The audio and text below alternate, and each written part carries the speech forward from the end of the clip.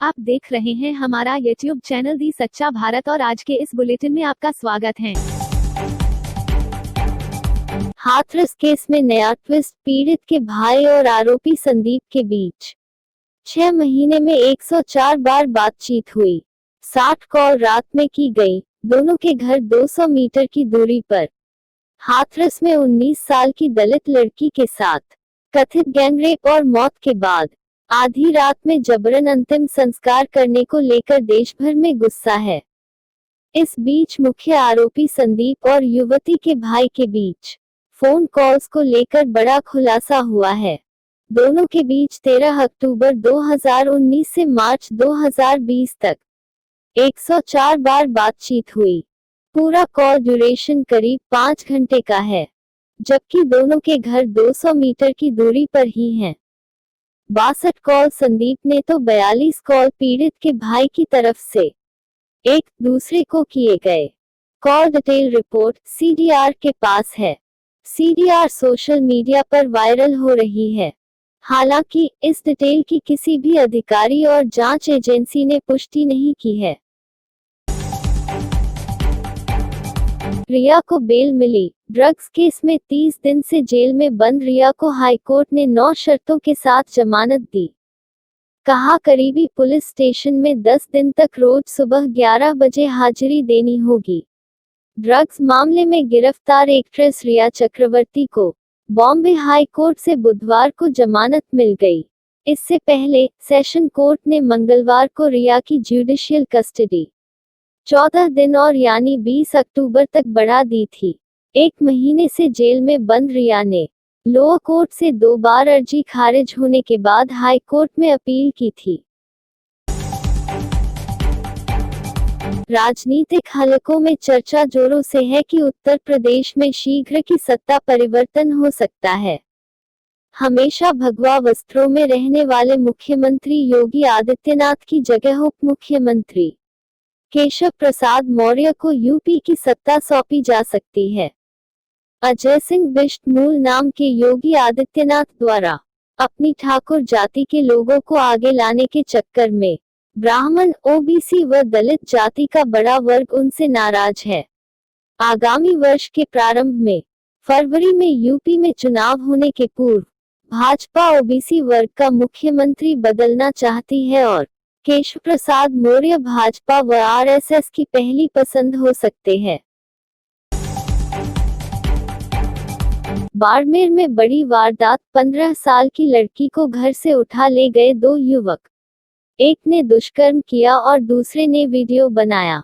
पीड़ित अस्पताल में भर्ती। सरहदी बाड़मेर जिले के शिव क्षेत्र में एक नाबालिग किशोरी के साथ दुष्कर्म का मामला सामने आया है। घर पर अकेली 15 साल की लड़की को 2 युवक उठाकर अपने साथ ले गए। उनमें से एक ने लड़की के साथ दुष्कर्म किया, जबकि दूसरे युवक ने वीडियो बनाया। दुष्कर्म के बाद दोनों युवक बेहोशी की हालत में लड़की को सड़क किनारे फेंक कर चले गए। पीड़ित को राजकीय अस्पताल बाड़मेर में भर्ती कराया गया है। मामले की गंभीरता को देखते हुए जिला कलेक्टर व पुलिस अधीक्षक ने अस्पताल पहुंच लड़की और उसके परिजनों से मुलाकात की है। हाथरस केस सिट जांच 7 दिन में पूरी नहीं हो पाई। 10 दिन का वक्त और मिला। सपा ने कहा कुछ गड़बड़ जरूर है। उत्तर प्रदेश के हाथरस में 19 साल की दलित युवती के साथ कथित गैंगरेप के मामले की जांच कर रही सिट 7 दिन में जांच पूरी नहीं कर पाई। सिट को आज रिपोर्ट सौंपनी थी, लेकिन अब सरकार ने उसे 10 दिन का वक्त और दे दिया है। सिट की टीम आज लगातार दूसरे दिन पीड़ित के गांव पहुंची। Shopian fake encounter. कश्मीर से कब्र खोदकर 53 दिन बाद घर पहुंचे उन 3 बेटों के शव, जिन्हें आतंकवादी समझकर सेना ने एनकाउंटर कर दिया था। पिछले 53 दिन 53 सालों से भी बड़े थे, ऐसा कहना था उन परिवारों का, जिनके बेटे फेक एनकाउंटर में मारे जाने के बाद उनके शव के लिए 53 दिनों का इंतजार करना पड़ा। 10 अगस्त को तो पता चल गया था कि हमारे बेटों को धोखे से मार दिया गया है। मगर उनके शव कहां दफनाए गए ये मालूम नहीं था। आखिर 10 अगस्त से लेकर 3 अक्टूबर तक की इस 53 दिन की लड़ाई और जद्दोजहद के बाद जब शव कब्र से निकाले गए तो तीनों परिवारों का सब्र टूट गया। भाजपा नेता का बेतुका बयान, मरी हुई लड़की गन्ने के खेत में ही क्यों मिलती है, धान के खेत में क्यों नहीं। लखनऊ। यूपी के हाथरस में युवती के साथ हुए कथित गैंग रेप के बाद हत्या का मामला काफी गरमाया हुआ है। जहां एक तरफ लोगों में मामले को लेकर रोष है, वहीं दूसरी तरफ बाराबंकी में बीजेपी के नेता का एक बयान विवादों के घेरे में आ गया है। उन्होंने पीड़िता को लेकर ही सवाल खड़े कर दिए हैं। बाराबंकी नगर पालिका परिषद नवाबगंज के चेयरमैन और बीजेपी नेता रंजीत श्रीवास्तव ने अपने बयान में कहा है कि ये सारी मरी हुई लड़कियां बाजरे, मक्के, गन्ने और अरहर के खेत में ही क्यों मिलती हैं। नवंबर के पहले हफ्ते में शुरू होगा कोवैक्सीन के अंतिम चरण का परीक्षण। नई दिल्ली। कोरोना के बढ़ते मामलों को नियंत्रित करने के लिए भारत बायोटेक द्वारा विकसित की जा रही कोवैक्सीन को लेकर अच्छी खबर है। दरअसल कोवैक्सीन का तीसरा क्लिनिकल परीक्षण यानी अंतिम चरण नवंबर में शुरू होने जा रहा है। एनआईएमएस के चिकित्सा सूत्रों ने कहा कि परीक्षण महीने के पहले या दूसरे हफ्ते में शुरू हो सकता है। सोजत हवाई पट्टी। सोजत में मिनी एयरपोर्ट का प्रस्ताव 4 साल से अटका। अब नौजवान पायलटों के लिए फ्लाइंग ट्रेनिंग स्कूल की कवायद। सब कुछ सही रहा तो सोजत में नौजवान पायलटों के लिए फ्लाइंग ट्रेनिंग स्कूल खुल सकता है। मंगलवार को राजस्थान उड्डयन विभाग के अधिकारी हेलीकॉप्टर से सोजत हवाई पट्टी पर उतरे। करीब 2 घंटे तक मौका मुआयना भी किया।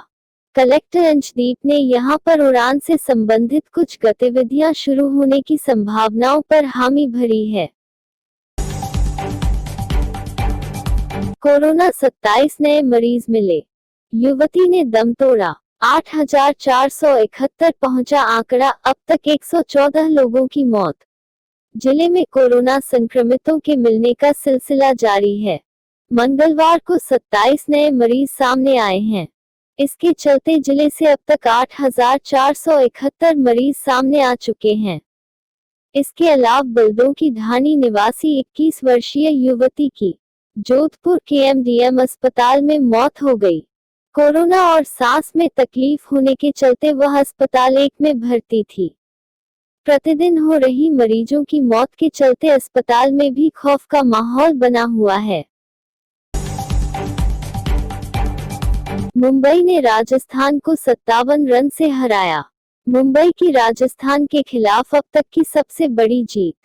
पॉइंट टेबल में टॉप पर पहुंची। सूर्य कुमार ने आईपीएल में अपना बेस्ट स्कोर बनाया। आईपीएल के 13वें सीजन के 20वें मैच में मुंबई इंडियंस ने राजस्थान रॉयल्स को 57 रन से हरा दिया। रॉयल्स के खिलाफ मुंबई की रन के लिहाज से यह सबसे बड़ी जीत है। इससे पहले 11 अप्रैल 2010 को जयपुर में 37 रन से हराया था। इस जीत के साथ मुंबई 8 पॉइंट के साथ टॉप पर पहुंच गई। सच्चा भारत में नियमित देखिए मध्याह्न में लंच ब्रेक न्यूज एवं रात्रि में डिनर ब्रेक न्यूज। सेंदरा ग्राम पंचायत के सरपंच रतन सिंह भाटी ने बर सरपंच से की मुलाकात। रायपुर पंचायत समिति सरपंच रतन सिंह भाटी ने आज बर ग्राम पंचायत के नवनिर्वाचित सरपंच महेंद्र चौहान के पदभार ग्रहण के कार्यक्रम को लेकर मुलाकात कर शुभकामनाएं दी। अपने प्रत्याशी के पक्ष में वोट नहीं देने को लेकर हुआ विवाद। दोनों पक्षों में हुआ खूनी संघर्ष।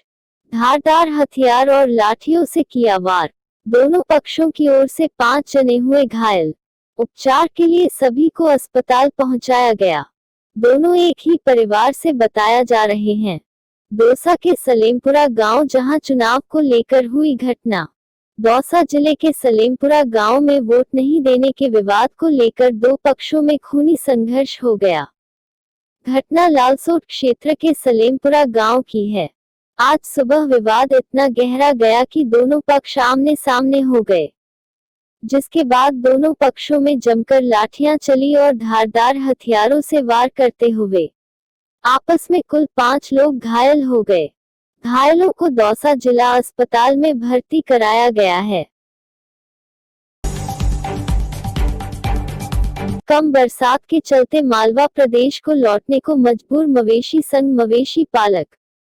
मारवाड़ क्षेत्र से सैकड़ों परिवार कर रहे हैं मालवा की ओर पलायन। पाली जिले में इस बार औसत से कम वर्षा होने की वजह से मारवाड़ क्षेत्र के सैकड़ों गांवों में मवेशी पालकों के लिए मवेशियों की पालने का संकट पैदा हो गया है। इसके चलते सैकड़ों परिवार अपने मवेशियों को लेकर मालवा की ओर प्रस्थान कर रहे हैं। बीते कई दिनों से मुख्य सड़कों और हाईवे पर इनकी लंबी लंबी कतारें मालवा की ओर प्रस्थान करती हुई देखी जा रही। जानकारी के अनुसार इस बार मारवाड़ क्षेत्र में बरसों बाद औसत से कम वर्षा हुई है। हजारों की तादाद में भेड़ बकरियों के साथ यह मवेशी पालक मालवा प्रदेश की ओर पलायन कर रहे। सुमेरपुर जवई बांध से सिंचाई का पानी लेने के लिए किसान हो रहे हैं एकत्रित। बांध में पानी की आवक को देखकर 4 पान की कर रहे हैं मांग। आज पंचायत समिति परिसर में वीडियो कॉन्फ्रेंस के जरिए संभागीय आयुक्त व किसानों के बीच होगी वार्तालाप। किसान संघर्ष समिति की ओर से आहोर व सुमेरपुर के तहसील स्तर पर किसानों को बैठक में आने के लिए किया था आह्वान। और ऐसे ही नए अपडेट पाने के लिए द सच्चा भारत चैनल को सब्सक्राइब कीजिए। धन्यवाद।